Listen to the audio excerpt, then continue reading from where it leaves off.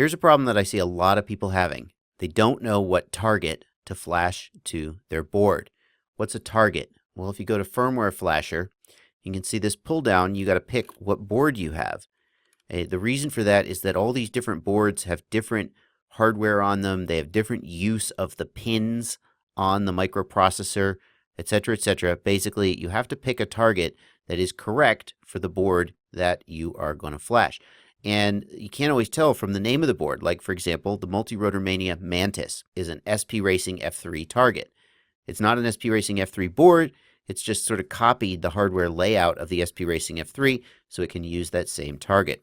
So what do? Well, you can turn to Google, or you can ask me, which is I get a lot of, that's why I'm making this.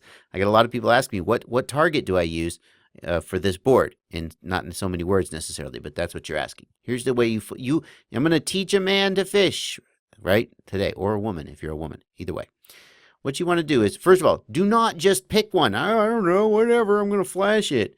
No, you screw it up. Once you do that, you don't brick the board permanently, because the bootloader on these boards is stored in read-only memory. You cannot destroy the bootloader by flashing by anything you do in software. You have to physically damage the board to actually really permanently brick it. I know sometimes you get into driver problems, and it seems like it's impossible to flash to the board no matter what you do, but the board itself is not bricked unless it has a physical damage. So what you need to do, though, is you need to connect to the board and then go to the CLI and type version. And that will spit out a line like this. And what you're looking for is this phrase right here. This is the target that is currently on the board, and now you know what target to use. So here's Betaflight picoblocks. Now this is a Furious, this is a Combini, not a picoblocks. Why am I not using the Combini target? Well, there isn't one. There's none. Furious has used the same hardware layout for both of their boards, so they can use the same target. And that's a very responsible thing to do. That makes life simpler for Furious in terms of having to maintain the sort of pin mapping file that they submit to Betaflight for inclusion. And it makes life simpler for the Betaflight people, because they don't have to, the more of these they have to keep track of, the sort of more harder it is for them. So I'm going to pick the picoblocks.